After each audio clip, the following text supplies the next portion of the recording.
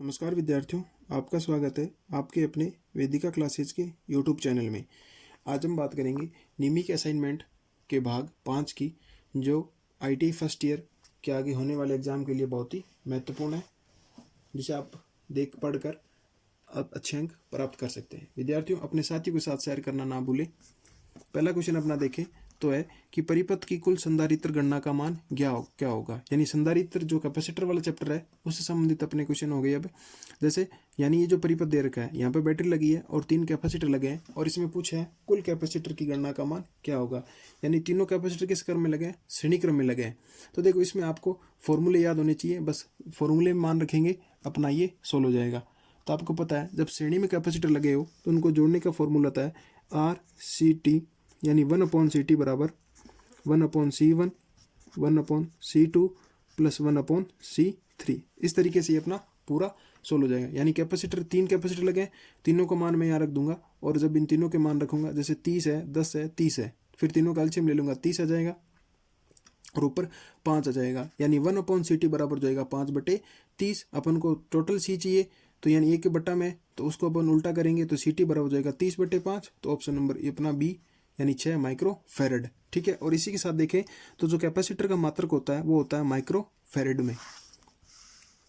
Question अपना दूसरा देखें कि संधारित्रता की इकाई क्या होती है। ठीक है, जो अभी अपन को पता है संधारित्रता का इकाई होती है मेहो, हेनरी, फैरड या कूलाम। तो ऑप्शन नंबर सी इसका राइट आंसर होगा फैरड। क्वेश्चन नंबर 3 अपना कि एक संधारित्र का धारिता का मान क्या होगा यदि उसमें 50 वोल्टेज के लिए 0.5 कूलाम आवेश की आवश्यकता होती है। तो जो उसका फॉर्मूला आता है अपना C बराबर Q/V वाला, तो उससे अपन ज्ञात करेंगे। तो ऑप्शन नंबर ए इसका राइट आंसर होगा 0.014 फैरड। क्वेश्चन नंबर 4 अपना है कि संधारित्र के मान को कैसे कम किया जा सकता है। प्लेटों के क्षेत्रफल को बढ़ाकर, प्लेटों के प्रतिरोध को बढ़ाकर, या प्लेटों के मध्य की दूरी को बढ़ाकर, या उच्च परावैद्युतांक नियतांक पदार्थ को उपयोग करके। यानी आपको क्या करना है, जो एक कैपेसिटर है या संधारित्र है उसके मान को कम करना है। तो ऑप्शन नंबर सी के अनुसार अपना होगा प्लेटों के जो मध्य की दूरी अपन बढ़ा देंगे तो उसका मान क्या हो जाएगा? कम हो जाएगा। तो ऑप्शन नंबर सी इसका राइट आंसर होगा। क्वेश्चन नंबर 5 अपना इस प्रकार से है कि पराचुंबकीय पदार्थ कौन सा है। ठीक है, जो चुंबक से, जैसे वायु है, इस्पात है, जल है या प्लेटिनम है। तो ऑप्शन नंबर सी इसमें हो जाएगा आपका वाटर या जल, जिसे अपन कहते हैं। क्वेश्चन नंबर 6 अपना है कि कौन सा कारक विद्युत चुंबकीय ध्रुवता को प्रभावित करता है। कुंडली की लंबाई, धारा की दिशा, धारा की शक्ति या चुंबकीय क्षेत्र की शक्ति। यानी विद्युत चुंबक की दिशा, ध्रुवता यानी पोल यानी दिशा को, तो इसमें होगा धारा की दिशा किसको प्रभावित करती है? ध्रुवता को प्रभावित करती है। ऑप्शन नंबर बी इसका राइट आंसर होगा। क्वेश्चन नंबर 7 अपना है कि चुंबकीय वाहक बल की इकाई क्या होगी। जैसे मैग्नेटिव मोटिव फोर्स होता है, जैसे अपना एक EMF होता है, वैसे ही होता है चुंबकीय वाहक बल यानी मैग्नेटिव मोटिव फोर्स। तो उसकी इकाई ampere metre square, ampere metre, ampere turn, ampere turns. तो इसमें होगा option number C ampere turns, यानी ऑप्शन नंबर सी इसका राइट आंसर होगा। देखो, ये एम्पियर टर्न है, ये एम्पियर प्रति टर्न है, यानी ये बट्टा में रखी हुई है। तो ऑप्शन सी इसका राइट आंसर होगा।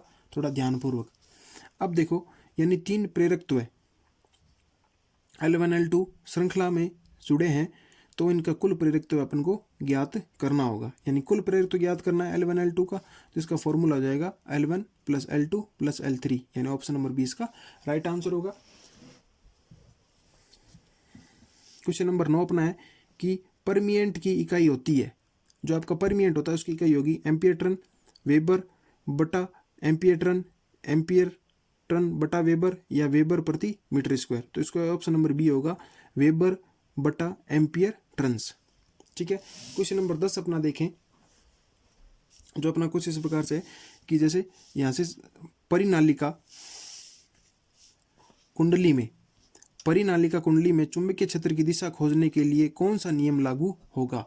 ठीक है, यानी परिनालिका संबंधित है, तो इसमें होगा क्रॉक स्क्रू नियम, दाएं हाथ का नियम, फ्लेमिंग का बाएं हस्त का नियम या फ्लेमिंग के दाएं हस्त का नियम। तो इसमें लगेगा ऑप्शन नंबर बी दाएं हस्त का नियम। पर नालिका में कुंडली चुंबकीय क्षेत्र ज्ञात करने के लिए कौन सा नियम होगा? तो दाएं हाथ का हथेली का नियम। क्वेश्चन नंबर 11 देखें अपना कि श्रेणी परिपथ में लगे कुल संधारित्र की गणना कीजिए। यानी यहाँ पे भी आपको 3 संधारित्र दे रखे हैं, वो भी श्रेणी में जुड़े हुए हैं। ठीक है, श्रेणी में जुड़े हुए संधारित्र का फॉर्मूला आपको पता है कि 1/RT बराबर 1/CT बराबर 1/C1 1/C2 1/C3। फिर इन तीनों को जोड़ देंगे, इस तरीके से का मान आ जाएगा आपके 40 माइक्रोफेरेड। क्वेश्चन नंबर 12 अपना इस प्रकार से है कि श्रृंखला में विभिन्न वोल्टेज रेटिंग संधारित्रों को जोड़ने से पहले क्या सावधानी बरतनी चाहिए। यानी श्रृंखला में आप अलग अलग संधारित्र रेटिंग के संधारित्र जोड़ें तो अपनी सावधानी क्या रहेगी। यानी सभी कैपेसिटर एक ही निर्माता के होने चाहिए, प्रत्येक कैपेसिटर वोल्टेज ड्रॉप उसकी वोल्टेज रेटिंग से कम होनी चाहिए, या कुल कैपेसिटर रेटिंग संधारित्र के निम्नतम मान से कम होना चाहिए, या प्रत्येक संधारित्र का ब्रेकडाउन वोल्टेज समान होना चाहिए। तो इस दिए गए ऑप्शन के अनुसार अपना जो ऑप्शन नंबर बी है वो हो जाएगा कि प्रत्येक कैपेसिटर वोल्टेज ड्रॉप उसकी वोल्टेज रेटिंग से क्या होना चाहिए, हमेशा ही कम होना चाहिए। ऑप्शन नंबर 20 का राइट आंसर होगा विद्यार्थियों। क्वेश्चन नंबर 13 देखिए अपना, जो इस प्रकार से है कि कौन सा पदार्थ अनुचुंबकीय पदार्थ है। जैसे क्लीट वायरिंग है, तांबा है, बिस्मिथ है या ग्रेफाइट है। तो ऑप्शन नंबर बी होगा इसमें आपका तांबा। क्वेश्चन नंबर 14 देखें अपना कि BH वक्र में x किसको दर्शाता है। ये जो x बिंदु है ये किसको दर्शाएगा। तो देखो अपना ऑप्शन है क्रोविटी, संतृप्त बिंदु, चुंबकीय बिंदु या अवशेष चुंबकत्व है। तो इसमें होगा आपका केरोविटी। तो ऑप्शन नंबर ए इसका राइट आंसर होगा। क्वेश्चन नंबर 13 देखें अपना कि विद्युत परिपथ में चालकता के लिए चुंबकीय सर्किट में समान शब्द क्या है। ठीक है, रिएक्टिविटी, परमिएंट, रिलेक्टेंस या परमिएंटिबिलिटी। तो ऑप्शन नंबर बी इसका परमिएंट राइट आंसर होगा। क्वेश्चन नंबर 16 देखें कि रिलेक्टेंस की इकाई क्या होती है। यानी जो रिलेक्टेंस होता है उसको किसके अंदर मापा जाता है। वेबर मीटर में, weber metre square, weber metre, ampere turn weber या एम्पियर टर्न मीटर स्क्वायर। तो ऑप्शन नंबर सी राइट उसका आंसर होगा एम्पियर टर्न बटा वेबर में। क्वेश्चन नंबर 17 है यदि विद्युत आवेश Q और वोल्टेज V है तो संधारित्र में सही अभिव्यक्ति क्या होगी। तो अपन को पता है कि C बराबर होता है Q/V। तो ऑप्शन नंबर ए इसका राइट आंसर होगा। बाकी ऑप्शन किसी तो अपने ये हो जाएगा ऑप्शन नंबर ए इसका राइट आंसर। क्वेश्चन नंबर 18 देखें अपना, जो कि है आप एक विद्युत चुंबक की खींचने में कितनी कैसे बढ़ा सकते हैं। यानी क्वेश्चन अपना कि आप एक विद्युत चुंबक की तो खींचने की ताकत कैसे बढ़ा सकते हैं। यानी आपकी जो पावर है उसको आप बढ़ाना चाहेंगे तो क्षेत्र की तीव्रता बढ़ाएंगे, कुंडली में करंट कम करेंगे, कुंडली में घुमाव की संख्या कम करेंगे, या पदार्थ के बीच में एक वक्र BH वक्र खींचेंगे। तो option number A right answer होगा कि क्षेत्र की तीव्रता अपन इसमें बढ़ा देंगे, जिससे अपनी तीव्रता या खींचने की ताकत बढ़ जाएगी। अब क्वेश्चन नंबर अपना 19 देखें, जो इस प्रकार से कि फ्लक्स घनत्व हमेशा ही चुंबकीय बल से पीछे रहता है किसको परिभाषित करता है। यानी ये जो परिभाषा किसकी है, जो हिस्टेरिसिस लूप बनता है ना अपन BH वर्क्स में हिस्टेरिसिस, उसके अंदर फ्लक्स घनत्व हमेशा ही चुंबकीय बल से क्या रहेगा, पीछे रहेगा, जिसे अपन क्या कहते हैं, हिस्टेरिसिस कहते हैं। क्वेश्चन नंबर 20 अपना इस प्रकार से है कि चुंबकीय क्षेत्र में रखी आसपास की धातुओं पर क्या प्रभाव पड़ेगा।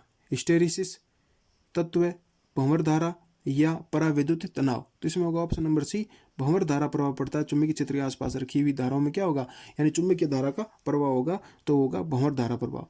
क्वेश्चन नंबर 21 देखा है अपना, जो अब इस प्रकार से है कि वायु संधारित्र का प्रयोग किस उपकरण के अंदर किया जाता है। यानी जो कैपेसिटर होता है एयर कैपेसिटर, उसका प्रयोग किस में होगा, टीवी ट्यूनर में। दूसरा ऑप्शन है अपना तोलित्र में, ध्वनि विस्तार यंत्र में या रेडियो रिसीवर में। यानी एयर जो कैपेसिटर होगा वो आपका होगा रेडियो रिसीवर में। ऑप्शन नंबर डी इसका राइट आंसर होगा। क्वेश्चन नंबर 22 देखें अपना कि यदि ध्रुवीकृत इलेक्ट्रोलाइट संधारित्र विपरीत रूप में जुड़ा हुआ है तो क्या प्रभाव पड़ेगा।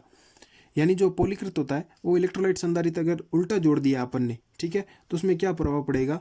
जैसे संधारित्र पर कोई प्रभाव नहीं पड़ेगा, अत्यधिक गर्मी के कारण विस्फोट हो जाएगा, या धारा में कमी हो जाएगी, या संधारित्र का मान बढ़ जाएगा।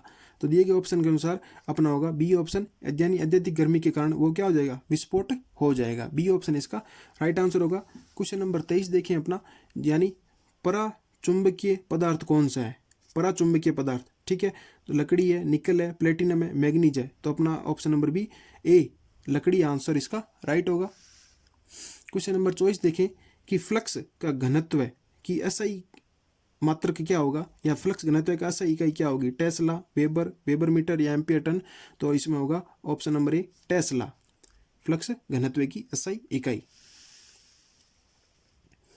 क्वेश्चन नंबर 25 अपना है कि पदार्थ में बीएच वक्र के आकार क्या दर्शाता है, यानी जो हिस्टैरिसीस लूप होता है वो बीएच वक्र क्या दर्शाएगा, पदार्थ का रिलेक्टेंस, पदार्थ की क्षेत्र तीव्रता, पदार्थ की चुंबकीय विशेषता। यानी बीएच वक्र आपको पता चुंबकीय विशेषता को प्रदर्शित करता है, तो ऑप्शन नंबर सी इसका राइट आंसर होगा, पदार्थ की चुंबकीय विशेषताओं को दर्शाता है बीएच वक्र। क्वेश्चन नंबर 26 अपना देखें जो इस प्रकार से है कि कौन सी विद्युत मात्रा सीधे भंवर धारा के समानुपाती होती है, यानी कौन सी विद्युत मात्रा सीधे भंवर धारा के समानुपाती होती है। तो ऑप्शन ए वोल्टेज, धारा, आवर्ती या प्रतिरोध। यानी जो फ्रीक्वेंसी होती है वो सीधी भंवर धारा के समानुपाती होती है। क्वेश्चन नंबर 27 अपना कि परमिएबिलिटी के परिवर्तन होने का क्या कारण है, लंबाई, फ्लक्स घनत्व, क्षेत्र तीव्रता या चुंबकीय वाहक बल। तो परमिएबिलिटी आपको पता है फ्लक्स घनत्व निर्भर करती है, तो ऑप्शन नंबर बी इसका राइट आंसर होगा।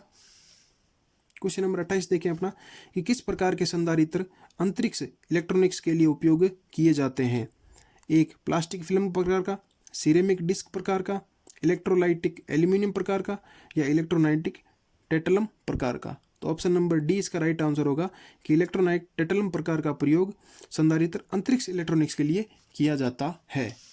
क्वेश्चन नंबर अपना 29 या 29 नंबर क्वेश्चन देखें अपना कि इलेक्ट्रोनाइट संधारित्र में का क्या प्रभाव होगा अगर उसका परिपथ क्या होगा, खुला होगा। यानी इलेक्ट्रोलाइट संधारित्र है उसका क्या प्रभाव होगा, उसका सर्किट क्या हो जाएगा, ओपन हो जाएगा या खुल जाएगा।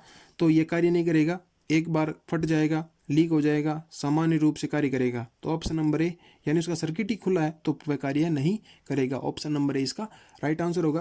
क्वेश्चन नंबर 30 अपना देखें, यदि संधारित्र में प्लेटों की दूरी कम हो जाती है तो संधारित्र का मान क्या हो जाएगा। तो आपको पता है कि प्लेटों की दूरी पर ही निर्भर करता है संधारित्र का मान, जैसे शून्य हो जाएगा, समान रहेगा, कम रहेगा या बढ़ेगा। तो आपको पता है अपने प्लेटों की दूरी को क्या कर दिया, कम कर दिया तो मान बढ़ जाएगा। ऐसा ही क्वेश्चन अपने पीछे देखा था कि उसकी प्लेटों की दूरी बढ़ा देंगे तो मान कम हो जाएगा और कम कर देंगे तो मान बढ़ जाएगा। तो ऑप्शन नंबर डी इसका राइट आंसर हो जाएगा।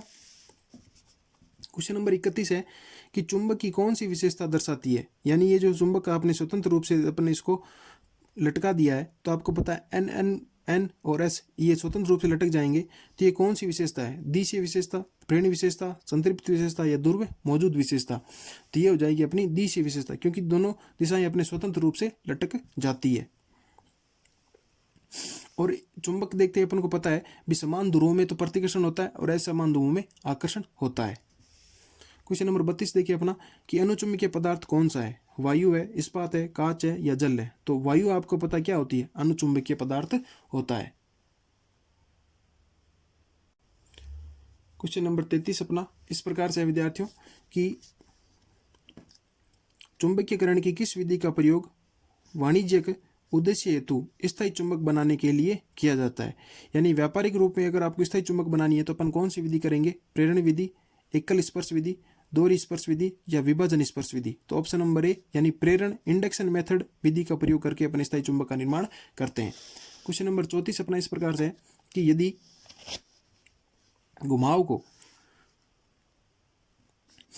घुमाव के बीच की दूरी बढ़ती है तो प्रेरण का प्रभाव क्या होएगा, बढ़ेगा, घटेगा, शून्य हो जाएगा या समान रहेगा।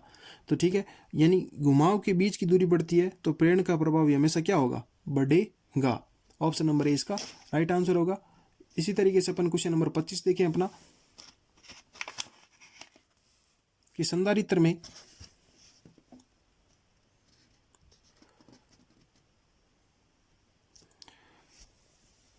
में परावैद्युतिक कुचालक का कार्य क्या है, संधारित्र की ताकत को बढ़ाना, प्लेटों के बीच के किसी भी भाग में धारा के प्रवाह को रोकना, प्लेटों के बीच लघु पतन को बचाना या संधारित्र में आवेश को लंबे समय तक रखने में मदद करना। तो संधारित्र में जो परावैद्युतिक कुचालक होता है उसका कार्य होता है प्लेटों के बीच में किसी भी प्रकार की धारा के प्रभाव को रोकना। ऑप्शन नंबर बी इसका राइट आंसर होगा। अब देखते हैं अपना क्वेश्चन नंबर 36 जो कि इस प्रकार से अपना कि संधारित्र में धारिता का मान किस कारक के द्वारा निर्धारित किया जाता है? प्लेटों के क्षेत्रफल पर, प्लेटों के आकार पर, प्लेटों के पदार्थ पर, प्लेटों की मोटाई पर और प्लेटों की बीच की दूरी पर। तो अगर प्लेटों के बीच की दूरी होता तो वो भी राइट होता और प्लेटों का क्षेत्रफल है उस पर भी राइट होगा। अब दिए गए ऑप्शन में अपन देखें तो ये ऑप्शन राइट होगा प्लेटों के क्षेत्रफल पर और दूसरा होता है प्लेटों के बीच की दूरी के पर। ऑप्शन नंबर ए इसका राइट आंसर है। आगे देखेंगे अपना क्वेश्चन नंबर 37 जो कुछ इस प्रकार से है कि एक आरएफ युग्मीन सर्किट में किस प्रकार के संधारित्र का प्रयोग किया जाता है। यानी आरएफ युग्मीन एक सर्किट है, उसमें किस प्रकार के संधारित्र का प्रयोग किया जाएगा? टेटलम, मोनोलिथिक, इलेक्ट्रोलिथिक या धातुकृत पॉलीप्रोपाइलीन। तो ऑप्शन नंबर बी इसका राइट आंसर होगा मोनोलिथिक। इस तरीके से विद्यार्थियों आज अपन ने जो नियमित असाइनमेंट का भाग 5 था 5 वो अपने कंप्लीट किया, जो आपकी आईटीआई फर्स्ट ईयर के होने वाले एग्जाम के लिए बहुत ही महत्वपूर्ण है। इसे आप भी देखें और अधिक से अधिक अपने साथियों के साथ शेयर करें ताकि वो भी एग्जाम के अंदर अच्छे अंक प्राप्त कर सकें। और इसी तरह के वीडियो देखने के लिए चैनल को सब्सक्राइब करें और बेल का बटन जरूर दबाएं। विद्यार्थियों वीडियो आपको अच्छा लगे तो लाइक शेयर जरूर करें। अगर आप चैनल पर नए हैं तो चैनल को सब्सक्राइब करना ना भूलें। धन्यवाद।